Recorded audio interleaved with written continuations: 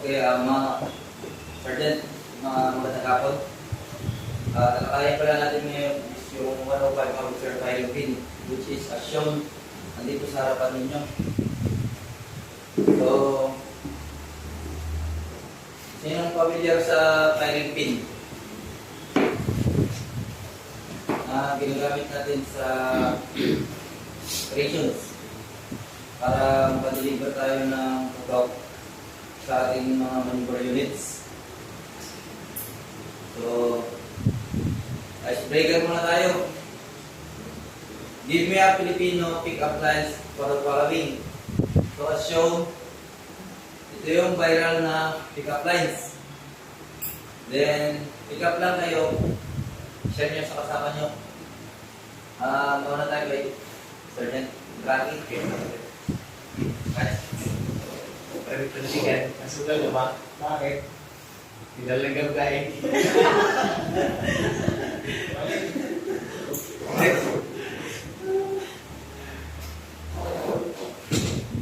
Diyan, ang kayo. Color ka ba? Bakit? Color.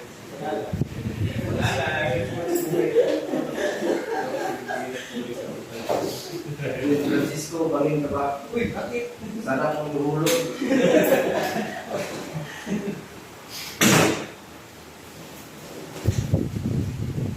Color ka ba? Bakit? Sarap mong pindulit.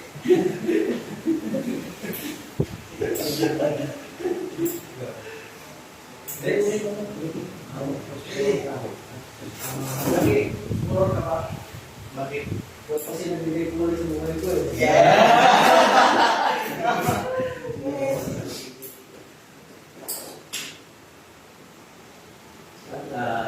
What's inside is malit naman. Kasi nahulog namin sila.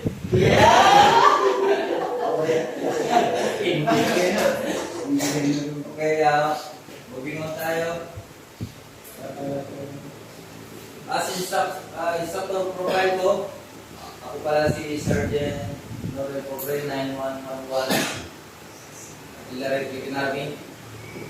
Military schooling, CSC class of 2014 ako.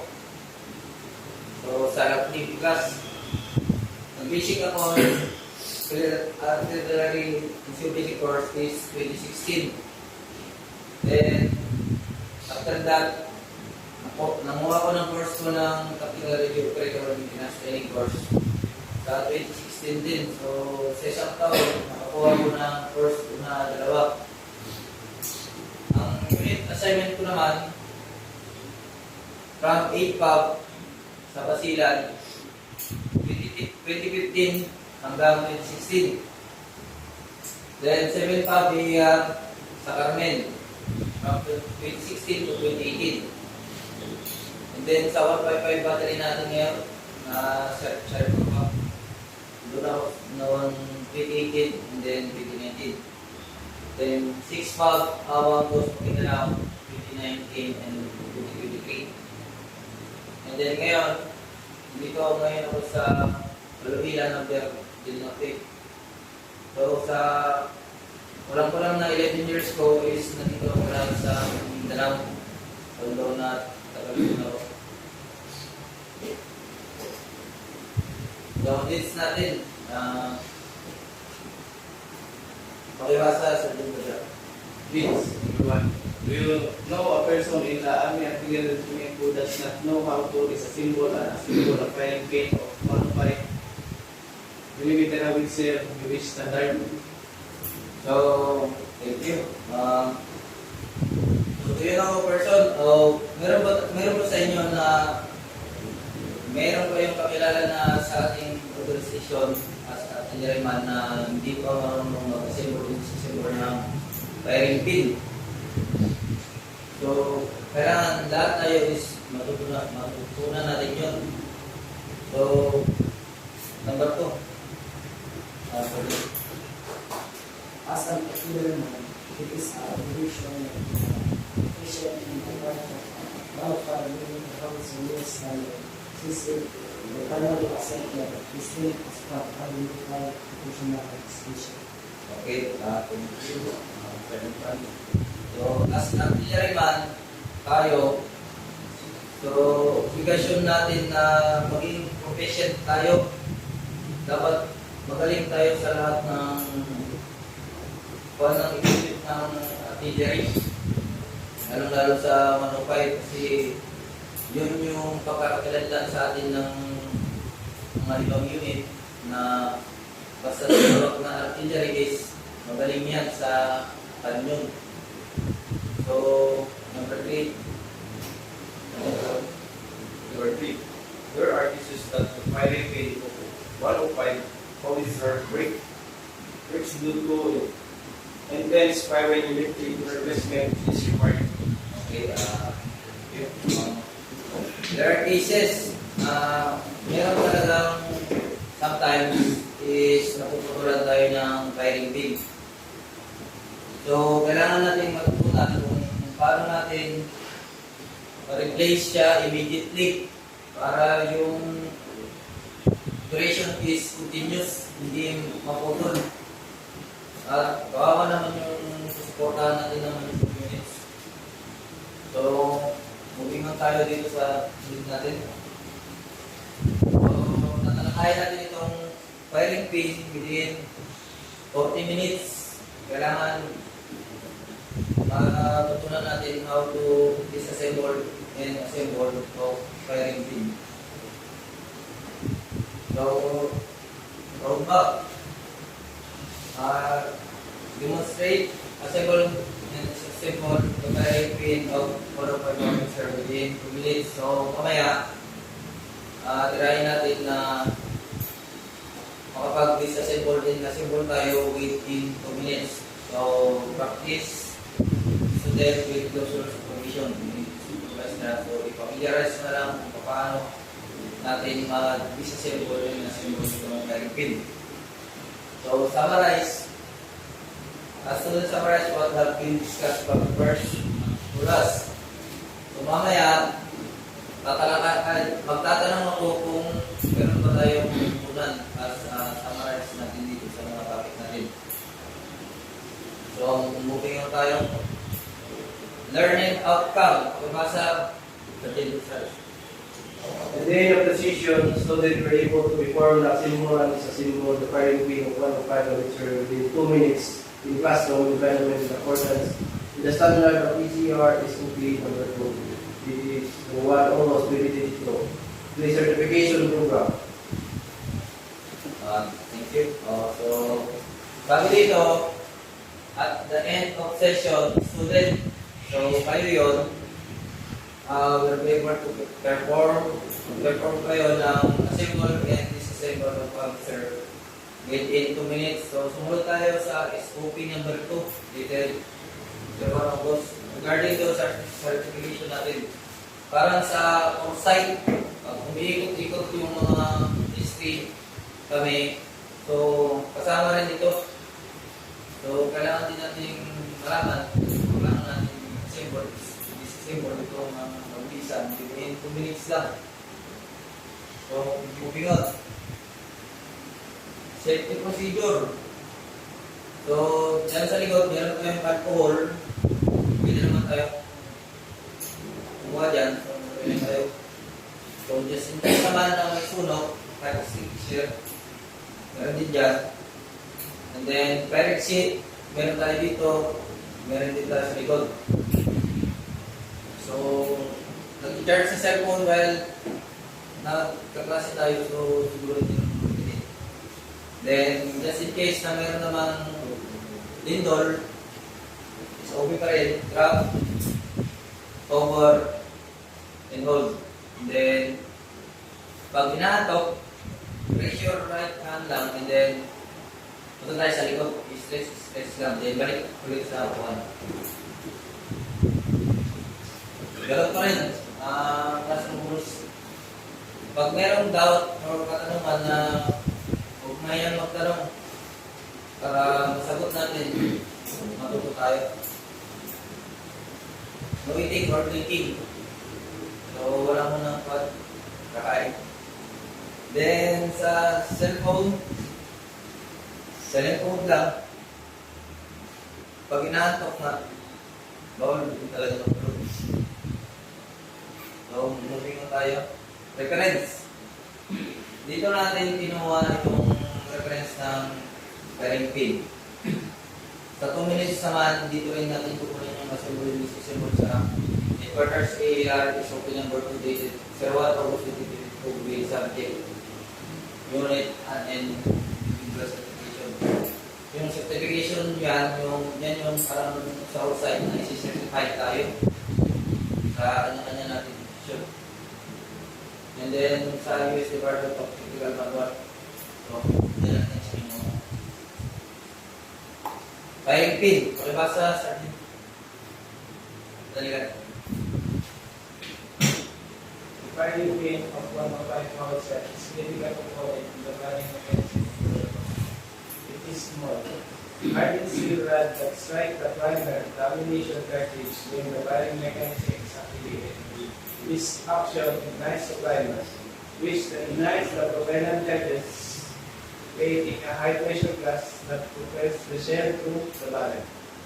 The firing pin is precisely engineered to withstand repeated impacts and maintain reliable function under harsh conditions, such as the safe and effective operation of the power plant. Okay. So, ang sabi dito, the firing pin is small pin. So, ito yun. Ito talaga ang firing pin lang, maliit. Hardened steel rod. So, moving on tayo. Parts of firing pin.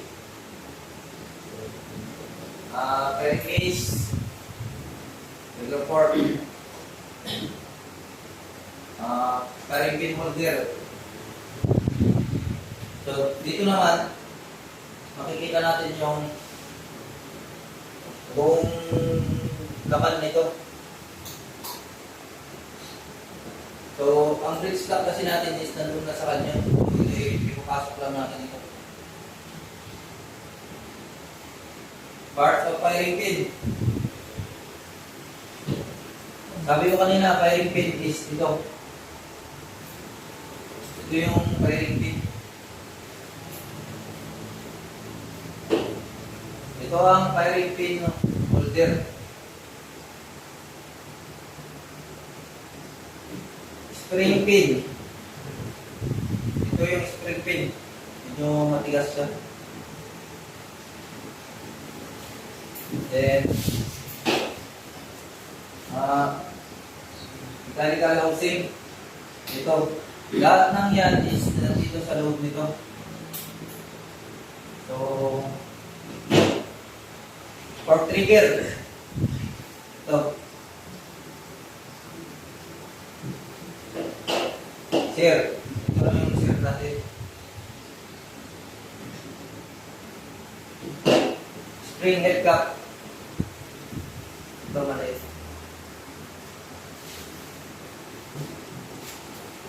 And then, firing pin guide. Ito. So, next tayo. So, firing pin is assembler. Ito. Ito naman yung pinapasok natin dito. Ito yung parang pinaka-trigger na nilalagyan ng lanyard. Yung lanyard. Ang palo. So,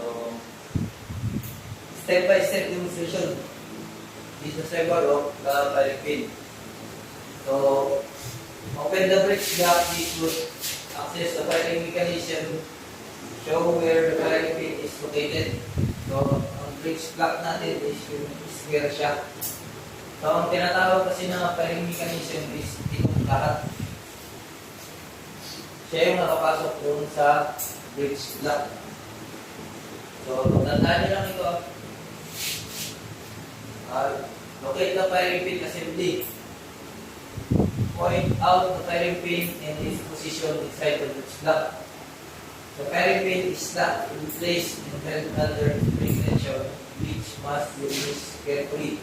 So, ibig sabihin, ito nakapasok siya sa bridge block, meron siyang guide.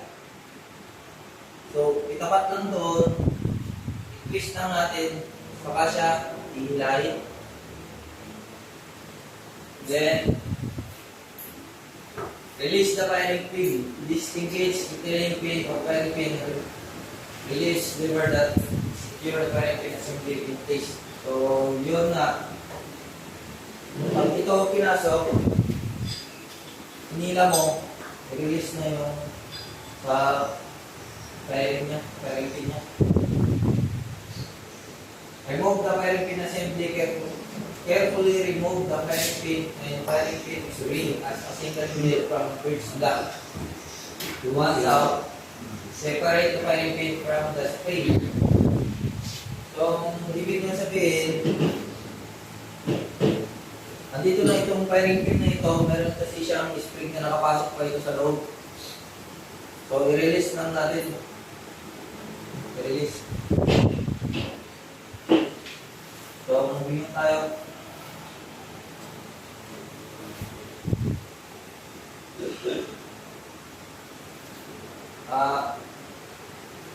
Step-by-step demonstration assembly of the firing pin. So, kung ano yung una yung tinanggal, yun din yung huling ibalik. So, prepare the firing pin and spring. So, yung huling yung tinanggal, yun yung una na kong ibalik. Insert the firing pin assembly in the bridge block. Reinsert the firing pin and spring assemble into its slot inside the bridge block. Yun na, pag napasok na natin yan lahat, so ganun pa rin. Napasok ito, ganun pa rin dapat. Saka naman siya i-twist naman palit. Hanggang sa mag-lock siya.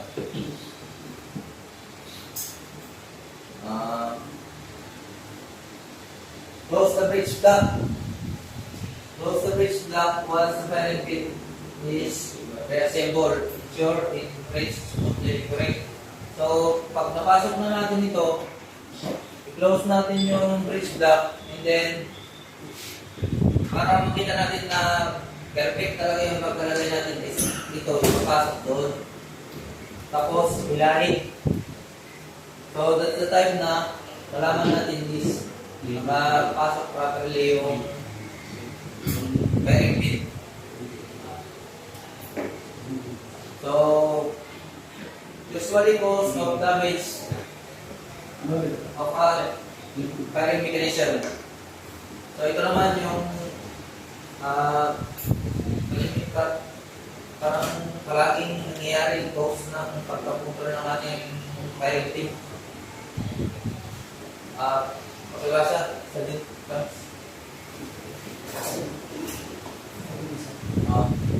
There's a process of damage firing mechanism where the continuous use of firing pin springs and seal can create fatigue and over time this component will limit the function. So, wear and tear. Continuous use the firing pin, spring, and seal can lead to metal fatigue and wear.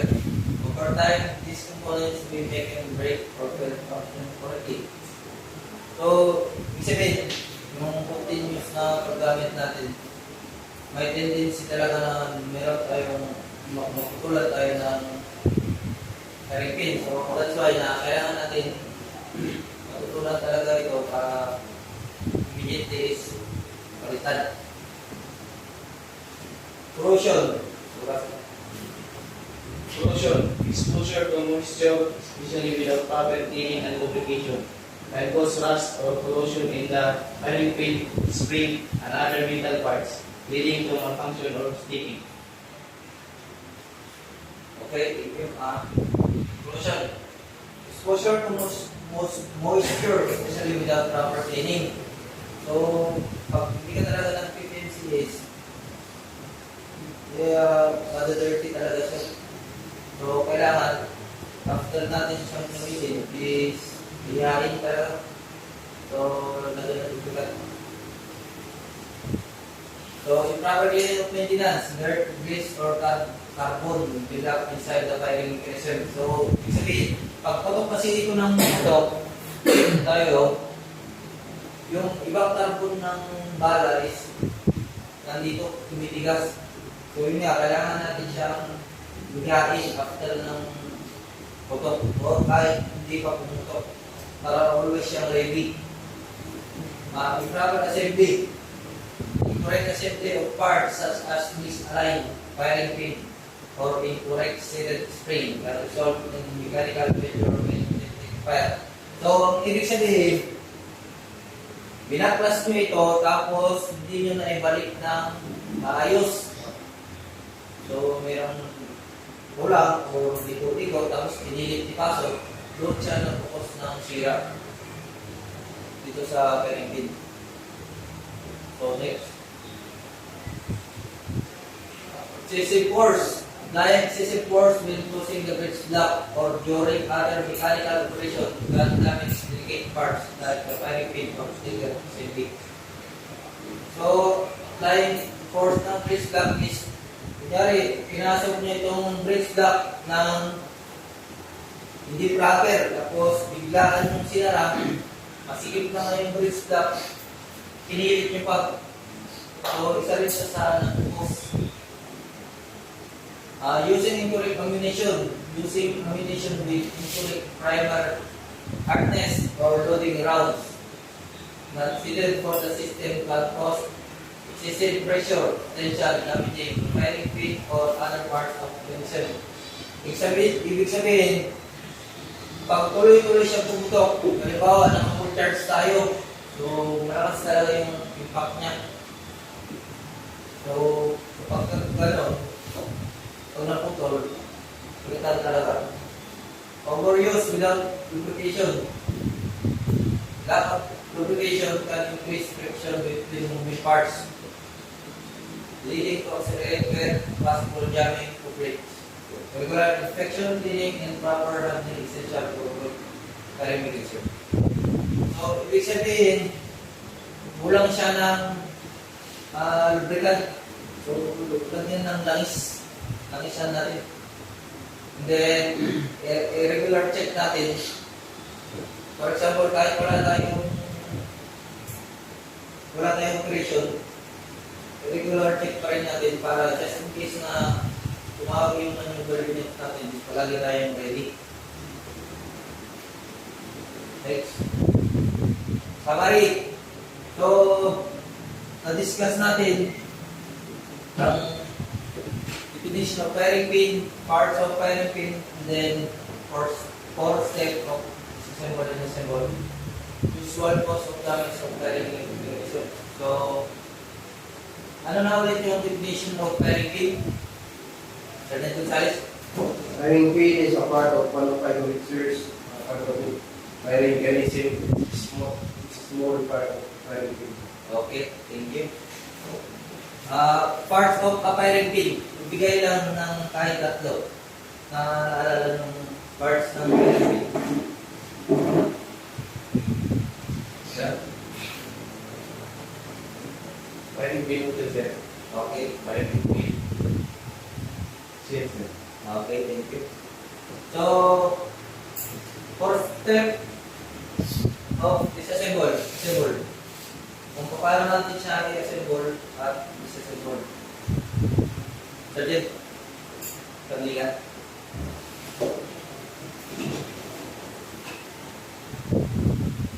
Take the firing pin, where attached is made around the firing pin, ensuring it's seated, assembling parts correctly.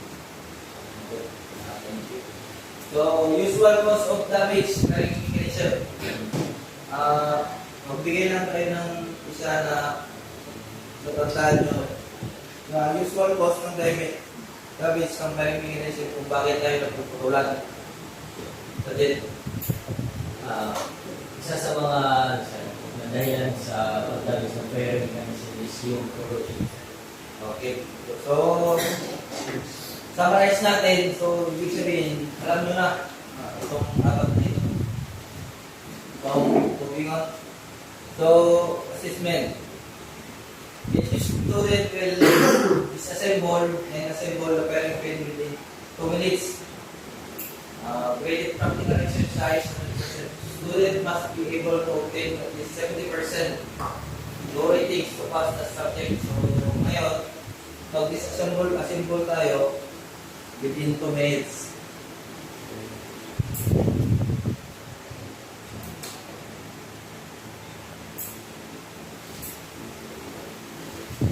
So, sinong mauna?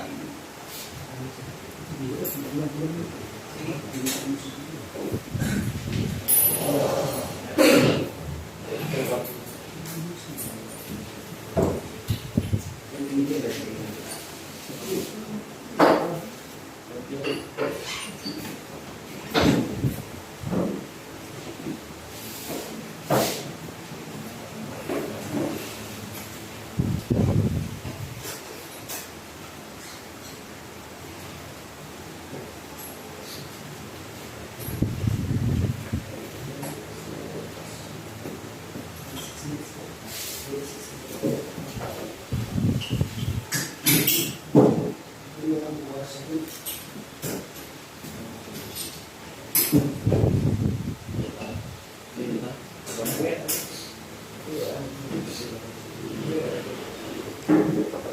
So, ready? Hands up. Performer, are you ready? Go.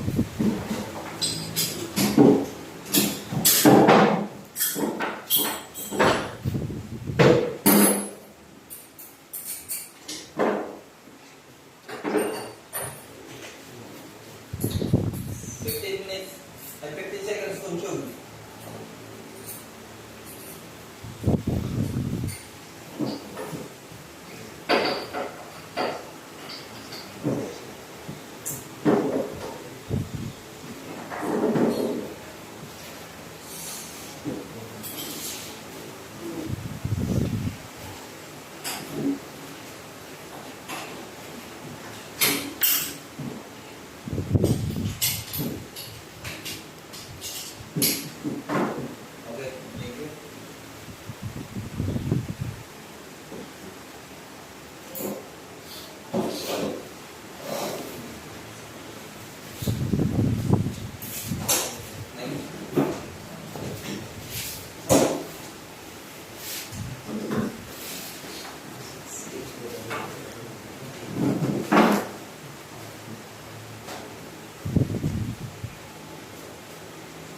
Ready? Go.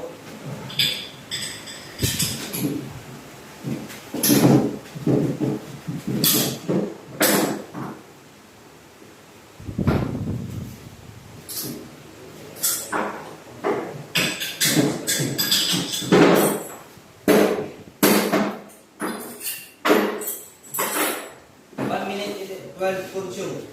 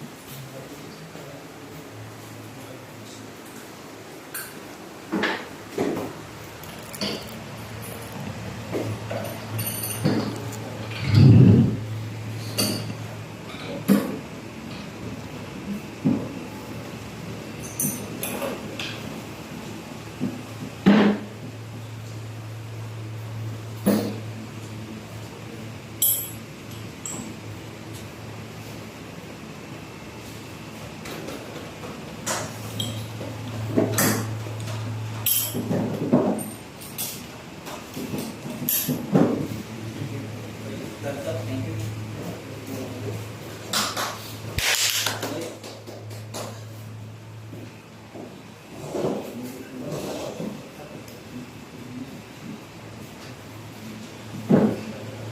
Formula. Go.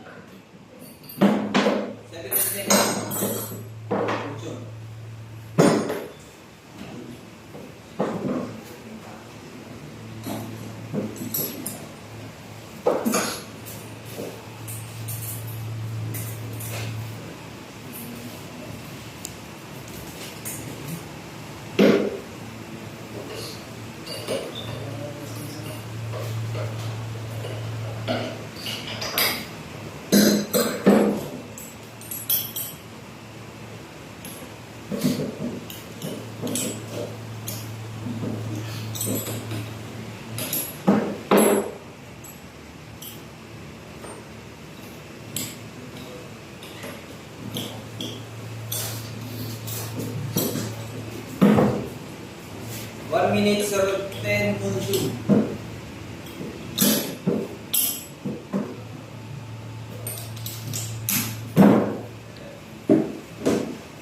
Okay. Yeah.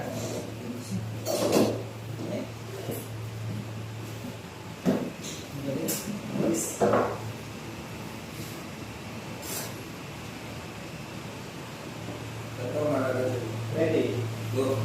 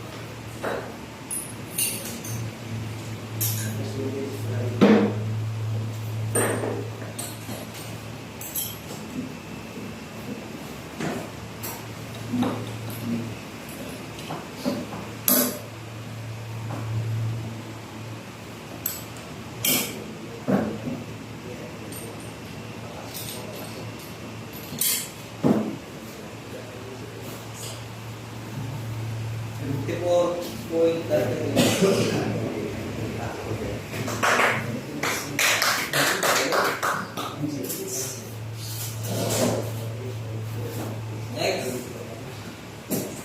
Kalian ang radio. Are you ready? Ready? Go.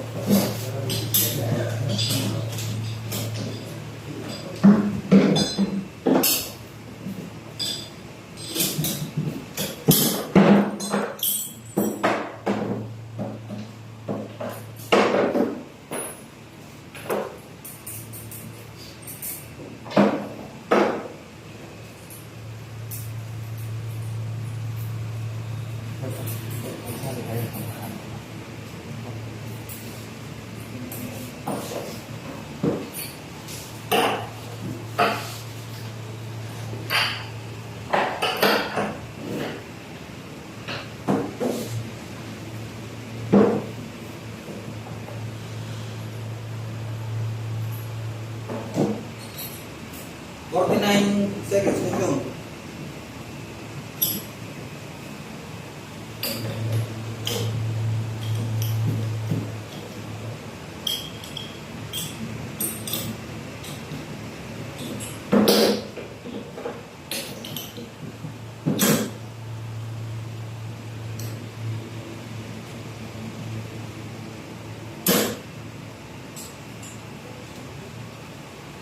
One minute and 5 seconds consume.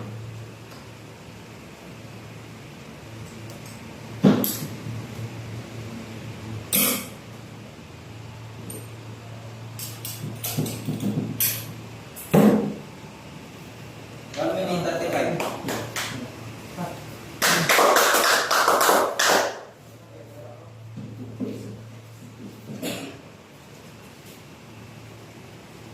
Agent Francisco, are you ready? Go.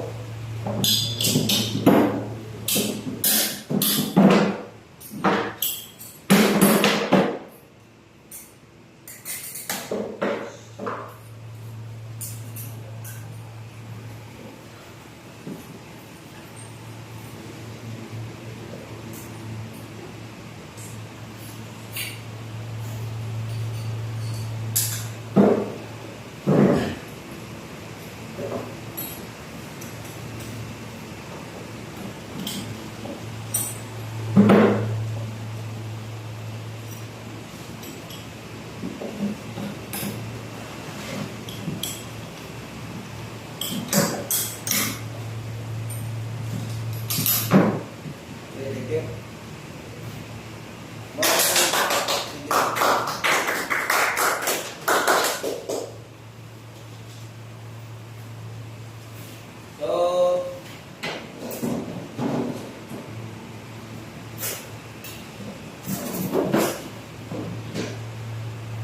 So, natalakay natin ngayon kung paano tayo mag-assemble and disassemble ng within 2 minutes with the standard of quarters. ER is open number 2, dito 0112. So, pagdating natin sa our site ngayon is prepared na kayo para sa assemble and disassemble within 2 minutes. Then, next, so feedback. So, meron ba tayong natutunan ngayon? Yes, sir.